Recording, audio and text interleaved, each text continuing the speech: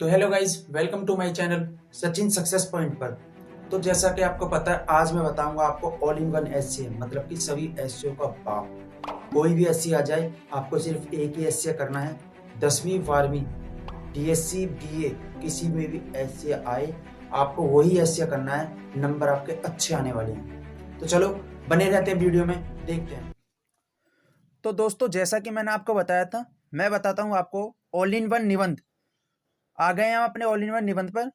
क्योंकि मैंने बोर्ड पे इसलिए नहीं बताया, लाइट वगैरह का इफेक्ट होता है और क्वालिटी थोड़ी अच्छी नहीं होती। तो मैं आपको राइटिंग में, जैसा आप कॉपी में लिख के आओगे पेपर टाइम में, उस प्रकार मैंने कॉपी में अपनी में लिख के दिखाया है। और जैसा जैसा मैंने लिखा है पॉइंट बाई पॉइंट, आपको ऐसा ही लिख के आना है। अगर आप पॉइंट बाई पॉइंट नहीं लिख के आओगे तो आपके नंबर अच्छे नहीं आने वाले हैं। मैं आपको पहले भी बता रहा हूँ, आपको निबंध जो है एक साथ नहीं लिखना। जैसे बहुत से बच्चे क्या होते हैं, बहुत से बच्चे करते हैं, आप उन्होंने निबंध लिया, उन्होंने निबंध निबंध निबंध लिया और उन्होंने एक एक लाइन से, मतलब कि लाइन ली एक, यहाँ से उन्होंने स्टार्ट करा और ऐसे करके पहले एक पेज भर दिया पूरा। उसके बाद आप वो दूसरे पेज में आ गए, फिर उन्होंने ऐसे ही दूसरा पेज भर दिया। अरे भाई, ऐसे नहीं करना है। आपको पॉइंट बाई पॉइंट करना है, आपके नंबर अच्छे आने वाले हैं। क्योंकि टीचर पॉइंट बाई पॉइंट देखते हैं, उसके कारण क्या है, समाधान क्या है, फिर उसकी प्रस्तावना क्या है, ये सब चीज देखी जाती है उसमें। तो चलो मैं आपको लेकर चलता हूँ निबंध पे। तो आ जाते हैं, ये हमारा निबंध है। और निबंध में, जैसा कि ये निबंध है और उसमें बताया गया है, ये भारत का वर्तमान में सबसे ज्यादा समस्या नंबर एक। अगर ये आ जाता है, आपको यही लिखना है। मतलब कि आ कोई भी जाए, आपका कोई भी आ जाए, जैसे बेरोजगारी की समस्या, जनसंख्या की समस्या, दहेज प्रथा की समस्या, प्रदूषण की समस्या, आतंकवाद की समस्या, भ्रष्टाचार की समस्या, पोलियो की समस्या, महंगाई की समस्या, काला धन की समस्या। मैंने ये एग्जाम्पल के तौर पर लिखे हैं, जो जैसा कि आपको, जैसा आपका आता है। और पिछली बार शायद आया था आपका कोरोना की समस्या आया था, और एक जनसंख्या की समस्या भी बहुत आता है, और एक बेरोजगारी की समस्या बहुत आता है। मतलब कि कोई भी समस्या आ जाए, कोई भी निबंध आ जाए, आपको लिखना यही है, आपको यही लिखना है। तो यहाँ तक तो मैंने आपको एग्जाम्पल में दिया है कि आपका ऐसे निबंध आ सकता है पेपर में। जैसे प्रदूषण की समस्या पर एक निबंध लिखें, आतंकवाद की समस्या पर एक निबंध लिखें, या फिर कोरोना पर एक निबंध लिखें। तो आपको कैसे लिखना है, पैसा आप पहले आप आ जाते हैं इसमें। पहला पॉइंट है हमारा प्रस्तावना। पहला पॉइंट हमारा प्रस्तावना है, ये रहा पहला पॉइंट हमारा। तो मैं आपको पढ़ के बता देता हूँ, अगर राइटिंग समझ में नहीं आए तो मैं पढ़ के भी बता रहा हूँ, आप उसको लिख लेना। आप अपनी एक कॉपी बना लो, हिंदी की स्पेशल एक कॉपी बनानी है। जैसे मैं आपको निबंध लिख कर दे रहा हूँ ना ऑल इन वन, ऐसे ही मैं आपको जीवन परिचय लिख कर दूंगा all in one. Next video जो आएगी हमारी, वो जीवन परिचय की आएगी। कोई भी जीवन परिचय है, उसमें एक मैं आपको ट्रिक बताऊंगा, आपको कैसे ट्रिक्स के बदलाव से अपना जीवन परिचय लिखना है। तो चलो दोस्तों, ये है प्रस्तावना। प्रस्तावना में क्या लिखना है, पहला पॉइंट आ गया हमारा प्रस्तावना। और ऐसे मत लिखना पहला दूसरा, ऐसे ही हुई नॉर्मली एक प्रस्तावना लिखी थी। आपको लिखना क्या है, जैसा आपका अब आ जाता है कोरोना की समस्या, आ गया हमारा कोरोना। कोरोना पर निबंध लिखें, निबंध। तो हमें क्या करना है, आंसर नंबर जैसे मैंने आपको बताया। और पेपर को कैसे करना है उसके लिए मैं एक स्पेशली वीडियो बना दूंगा अपना पेपर टाइम में, आपको पेपर कैसे लिखना है, कैसे कैसे आपको अपनी कॉपी में लिखना है। तो उस वीडियो को बाद में देख लेना। तो आपको क्या करना है, ऐसे आंसर आंसर लिखना है। जैसे ये लास्ट में आता है, या आंसर आता है, ये डी या ई में आता है, जहां तक भी सवाल है सेक्शन डी या ई में आएगा। और ये 9वां 10वां क्वेश्चन आएगा। और ये आपका पेपर में 10वीं क्लास में 9 या 10 नंबर का आता है। और 12वीं क्लास में भी इतने नंबर का ही आता है। 12वीं क्लास, 10वीं क्लास, ये आपका जो मैं बता रहा हूँ, ये आपका 12वीं क्लास में, 10वीं क्लास में, बीए में, बीएससी में, बीकॉम में, किसी में भी आ जाए, आपको यही लिख के आना है। नंबर पूरे आने वाले हैं, कटने का कोई मतलब ही नहीं बनता। क्योंकि मैंने बीएससी करी है, फर्स्ट डिवीजन से मैं पास हूँ, मैंने भी बीएससी में यही करा है। तो आप परेशान ना हो। तो आ जाते हैं हम प्रस्तावना पे। तो प्रस्तावना में है, हमारा देश बहुत बड़ा है, संसार में हम जनसंख्या में दूसरे स्थान पर हैं। चूंकि देश बहुत बड़ा है, इसलिए समस्याएं होनी संभाविक हैं। वर्तमान में हम बहुत सारी समस्याओं का सामना कर रहे हैं, जैसे बेरोजगारी, भ्रष्टाचार, आतंकवाद, जनसंख्या में वृद्धि, आदि। लेकिन इन सभी में सबसे बड़ी, सबसे ज्यादा खतरनाक समस्या है ये जो मैंने अब ब्लैंक ब्लैंक कर दिया ना, फिलिंग द ब्लैंक ये छोड़ दिया है, इसमें आपको लिखना है, जैसे मैं एग्जांपल के तौर पर बताऊंगा, कोरोना आ जाए तो यहाँ कोरोना, यदि आ जाए जनसंख्या की समस्या तो आपको जनसंख्या इसमें से हटा देना, फिर इसमें से जनसंख्या हटा देना और जनसंख्या यहाँ लिख देना। इसमें से आप कोई भी, अगर ये जैसे महंगाई की समस्या या महंगाई की समस्या आ जाए तो यहाँ पर महंगाई की समस्या लिख देना, महंगाई। ऐसे, ये मैं एक एग्जाम्पल के तौर पर बता रहा हूँ, ऐसे लिखना है आपको। महंगाई समस्या है महंगाई। महंगाई यह देश की उन्नति के लिए बहुत बड़ी चुनौती है, मतलब कि यह देश की उन्नति के लिए बहुत बड़ी चुनौती है कि हम इस समस्या को कैसे समाधान करें। चलो नेक्स्ट पेज पे आते हैं हम। हमारा नेक्स्ट पेज है, ये आ गए हम नेक्स्ट पेज पे।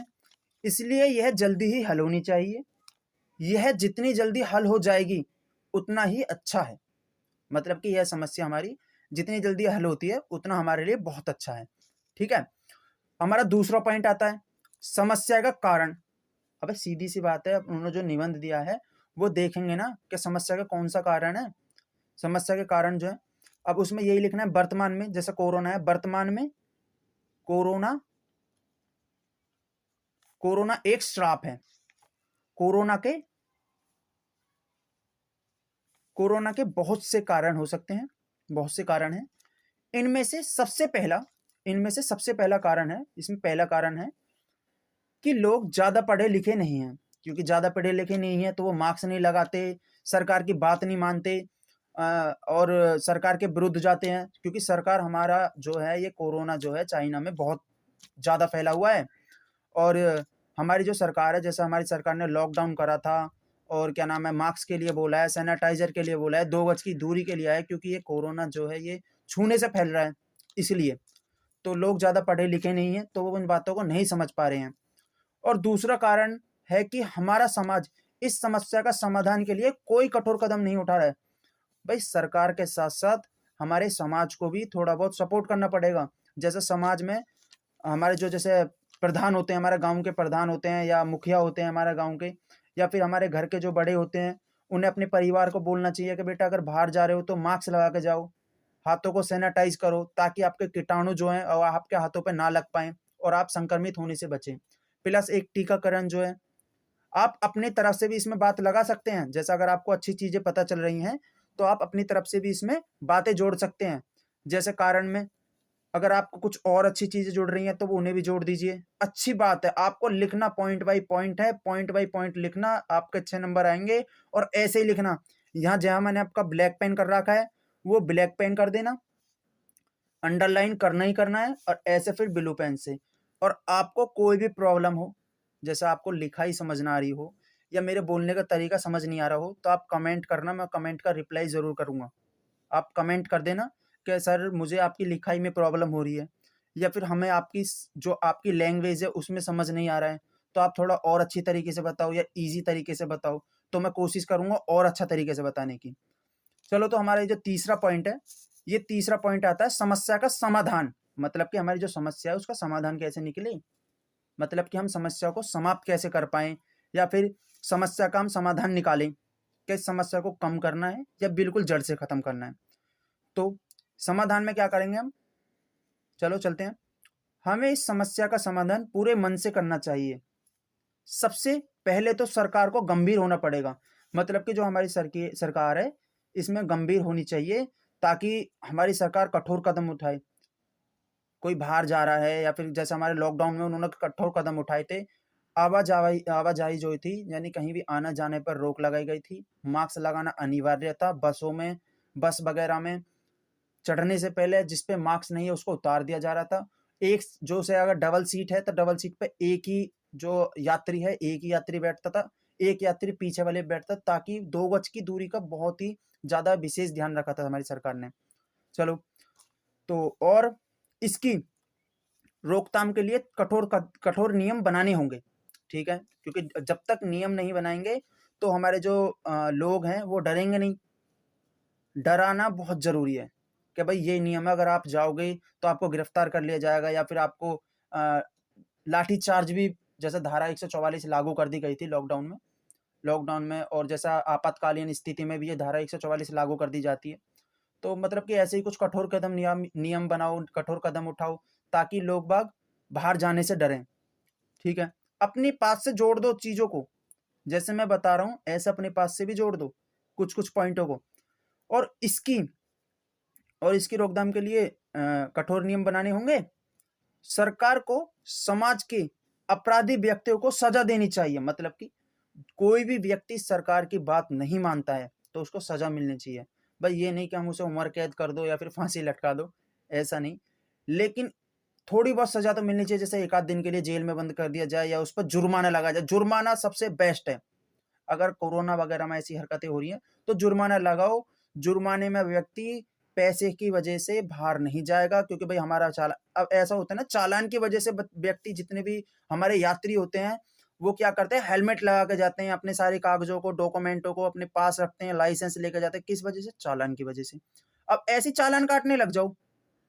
हालांकि हमारी सरकार ने चालान काटे थे, 2000 रुपए का चालान था, अगर कोई मार्क्स के बगैर नहीं जाता है दिल्ली वगैरह में, तो ऐसे ही और कठोर नियम उठाएं। तो उन 2000 के डर से लोग बाग जो थे, डर की वजह से मार्क्स लगा रहे थे। बीमारी की वजह से लगाओ या मत लगाओ, एक डर की वजह से जरूर लगा रहे थे। तो ये नियम हो गए ना। सरकार को समाज के अपराधियों को, व्यक्तियों को सजा देनी चाहिए, और हमें भी इसके नियंत्रण के लिए कठिन परिश्रम करना चाहिए। भाई हमें भी खुद को भी मानना चाहिए। हम क्या करेंगे, जब तक खुद में बदलाव नहीं करेंगे तो कुछ नहीं हो पाएगा। अगर हम चाहें तो सरकार को नियम बनाने की जरूरत ही नहीं है।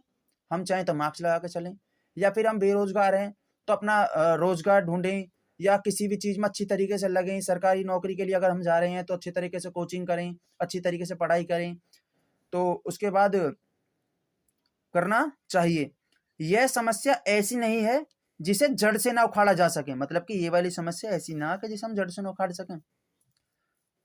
तो चलो, हमारा जो चौथा पॉइंट है, सरकार का प्रयास। सरकार के प्रयास में हम क्या बताएंगे, हमारी सरकार इस समस्या का सामना करने के लिए बहुत गंभीर है। मतलब कि हमारी सरकार, हमारी रियली में हमारी सरकार जो गंभीर थी, उन्होंने लॉकडाउन लगा दिया था, मास्क के लिए चालान काट दिया था, सैनिटाइजर के लिए बोला था, 2 गज की दूरी के लिए बोला था। ये नियम ही तो थे जो उन्होंने लगाए थे, जो उन्होंने बनाए थे। और कुछ लोगों ने, जो शिक्षित लोग हैं या फिर अशिक्षित भी हैं, जो मानते हैं देश को, उन्होंने वो नियम माने भी थे। हमारी सरकार इस पर प्रतिबंध लगाने के लिए बहुत काम कर रही है। मतलब कि जो हमारी जो समस्या है उसको प्रतिबंध लगाने के लिए बहुत काम कर रही है, लेकिन परिणाम अच्छे प्राप्त नहीं होते हैं। क्योंकि कुछ लोग हैं जो नहीं भी मानते। भाई अगर हम कोई भी काम कर रहे हैं और हम किसी 100 लोग खड़े हैं और 100 लोगों में हम पूछते हैं तो 100 के 100 हमारे काम को अच्छा नहीं बताएंगे। 2% 3% हमारे कितना ही भी अच्छा काम हो उसको खराब जरूर बताएंगे, गलत जरूर बताएंगे। चलो, हमारी सरकार इस समस्या को हल करने की पूरी कोशिश कर रही है। तकनीकी और व्यावसायिक कॉलेज लोगों की शिक्षा के लिए खोले जा रहे हैं। मतलब कि तकनीकी और व्यावसायिक कॉलेज, जैसे हमारे जो कॉलेज वगैरह हैं, जो हमारे कॉलेज हैं, वो लोगों की शिक्षा के लिए खोले जा रहे हैं। क्योंकि लोग शिक्षित बनेंगे, पढ़ेंगे लिखेंगे, नियमों को मानेंगे, सरकार की बात मानेंगे, और वे खुद भी इतनी समझ रखेंगे कि हमें क्या करना चाहिए, क्या नहीं करना चाहिए।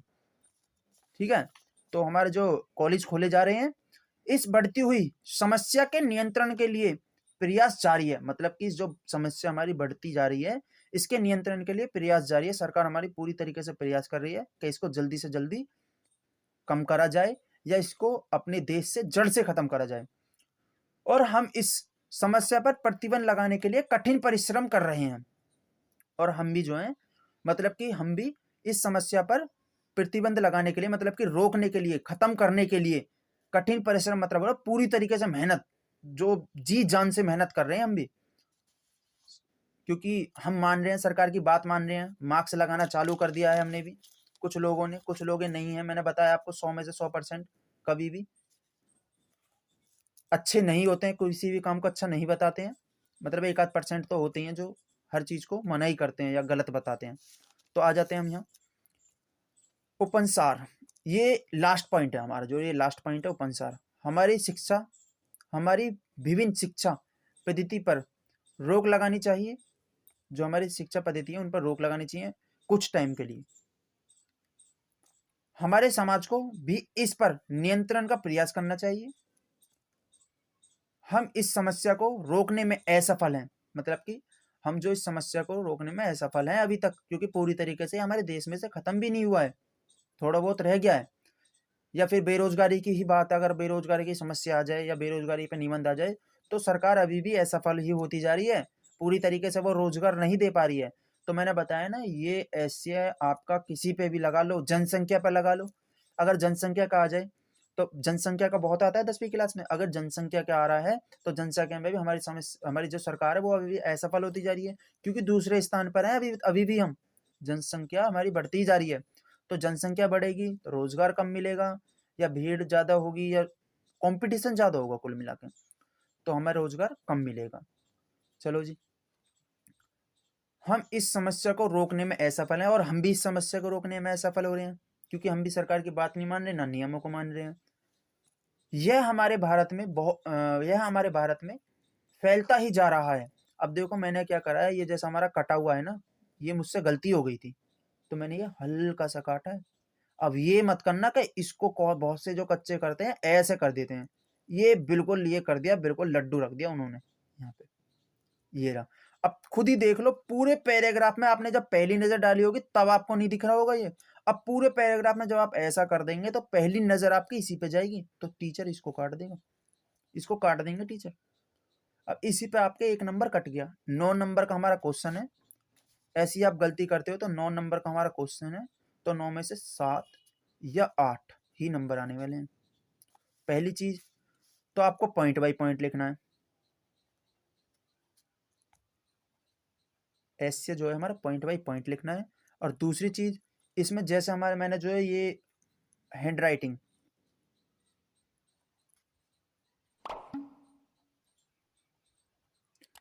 जो है वो अच्छी करनी है, और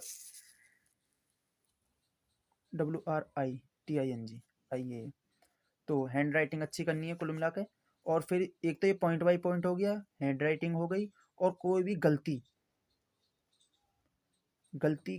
की कोशिश कम करनी है, कोशिश जो है आपको थोड़ी कम करनी है, गलती ना हो। अगर आपसे गलती भी हो रही है तो आप उसको काटो मत, ऐसे मत करो, बिल्कुल भी ऐसे मत करो। ऐसे में आपके टीचर की जो नज़र जाती है वो सीधी उसी पे जाएगी। आप क्या करो, अगर आपकी गलती भी हुई है तो आपको ऐसे थोड़ा सा काटो, या फिर आप जैसे अगर कोई शब्द लिख रहे हो, जैसा आप लिख रहे हो राम लिख रहे हो, और राम की जगह आपका राप लिख गया, ठीक है, तो आप क्या करो, इसको ऐसे मत करो जैसे ये हो रहा है, आप क्या करो, ऐसे करो, और यहाँ पर सही शब्द लिख दो, राम, ऐसे। तो टीचर की नज़र नहीं जाएगी अगर आप ऐसे करते हो। ये पूरे पैराग्राफ में इतना सा शब्द है तो अब टीचर की नज़र नहीं जाएगी, टीचर अगर देखेंगे तो राप, और आपने पीछे लिख दिया राम, तो टीचर सोचेंगे कि चलो भाई बच्चे ने सही लिखा है, पीछे वाला शब्द सही कर दिया है, और उसने गलती छुपाने की वजह से ऐसे नहीं करा है। या फिर अगर काट रहे हो तो आप इसको ऐसे हल्का सा काट लो, ऐसे, बस। हम कहाँ थे, यहाँ तक थे, जा रहा है। और हम एक शक्तिशाली, संतुलित और समृद्ध भारत का सपना साकार करने में असफल होते जा रहे हैं, मतलब कि हम सफल भारत बनाने में, जो हमारा जो ड्रीम है, हमारा देश आगे बढ़े और हमारे देश का और भी देशों में नाम हो, मतलब कि अच्छा काम करने में हम असफल होते जा रहे हैं। तो ये तो हमारा निबंध था। और आपको जैसा भी लगा हो, अगर आपको कोई भी प्रॉब्लम हो रही हो तो आप कमेंट कर देना, कमेंट का मैं रिप्लाई दूंगा। और चैनल को सब्सक्राइब और वीडियो को लाइक जरूर कर देना। तो देख लो आप, मैं एक बार और दिखा देता हूँ मैंने कैसे करा है। यहाँ पे मैं आपको दिखा देता हूँ, ये देखो, ये जो ये चीजें हैं, ये चीजें नहीं लिखने करे आप ये सोचो कभी ये भी लिख के आने हैं। ये चीजें तो मैंने बस आपको एग्जाम्पल के तौर पे दिए हैं, बस कि ये एग्जाम्पल पे ऐसे ऐसे आ सकते हैं तुम्हारे निबंध, और ऐसे ऐसे निबंधों में आप इस प्रकार कर सकते हैं। और आप अगर आप जो है ना निबंध जैसे मैं बता रहा हूँ, इसको आप अच्छी तरीके से करना चाहते हो, स्क्रीनशॉट मत लेना, इनका स्क्रीनशॉट मत लेना, इसको साथ के साथ उतारते जाना, वीडियो के साथ के साथ उतारते जाना, जैसे जैसे मैं बता रहा हूँ उस तरीके से आपको उतारते जाना है। तो ये पहला पॉइंट हो गया हमारा प्रस्तावना। फिर आता है हमारा दूसरा पॉइंट आता है हमारा, ये आ गया समस्या के कारण, तीसरा आता है समस्या का समाधान, चौथा आता है हमारे सरकार के प्रयास, 5 में आता है पंसा। ऐसे आप करोगे तो आपको नंबर 9 में से 9 मिलेंगे। 9 का नंबर है, 9 नंबर का क्वेश्चन है, तो आपको 9 में से जहां तक भी है 8 तो पक्के हैं आपके। अगर आपकी राइटिंग अच्छी है ना, आपके 8 तो पक्के हैं। टीचर देखते ही बता देंगे कि बच्चे को आता है और उसने अच्छी तरीके से लिखा है। अगर थोड़ी सी राइटिंग समझ ना आ रही हो तो मैंने इसलिए बोल बोल कर भी लिखा है, इसको बोल रहा हूँ मैं साथ के साथ। कभी आप ये बोलोगे सर आपकी राइटिंग थोड़ी अच्छी नहीं है, तो आपके उसको साथ के साथ मैं बोलता जा रहा हूँ। शब्दों को सुनकर आप अपनी कॉपी में नोट कर लें। और मैं आपको पहले भी बता रहा हूँ, आप अपनी एक हिंदी की कॉपी अलग से बना लीजिए। जितने भी बच्चे हैं, स्टूडेंट हैं, आप हिंदी की कॉपी बना लीजिए। और आपको कहीं भी बाहर कहीं और पढ़ने की ज़रूरत नहीं है, मेरी वीडियो को लगातार देखते रहिए। मैं आपको सारा, अगर 70 नंबर का आपका पेपर आता है, 70 नंबर का आपका पेपर आता है, 70 नंबर का, मैं आपको 70 के 70 नंबर का करवाऊंगा। 100% आपको पेपर करवाऊंगा इन्हीं दिनों में। 16 तारीख का आपका, 16 फरवरी का आपका पहला पेपर है हिंदी का।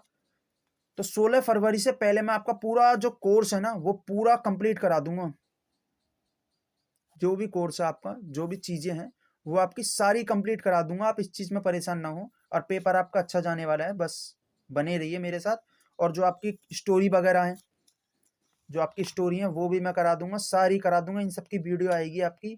और अभी आपकी जो नेक्स्ट वीडियो आएगी, ये तो था हमारा ऑल इन वन एससी है, कोई भी एससी आ जाए आपको यही लिखना है। और आपकी नेक्स्ट वीडियो जो आएगी, वो नेक्स्ट वीडियो आएगी आपका जीवन परिचय पर।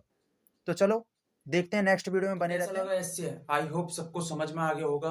अब आपको हिंदी की एससीए की प्रॉब्लम बिल्कुल खत्म। अब बस आपके नंबर पक्के हैं, जैसे जैसे मैंने आपको बताया है, पॉइंट बाय पॉइंट ऐसे ही आपको लिखना है, कोई भी परेशानी नहीं है। और अगर आपको वीडियो अच्छी लगी हो तो लाइक करें, कमेंट करें, शेयर करें, और जो बेल आइकन है ना, उसको दबाकर ऑल पर प्रेस कर लें, ताकि हमारी नई वीडियो की नोटिफिकेशन आपको सबसे पहले मिले। तो धन्यवाद। जय हिंद, जय भारत।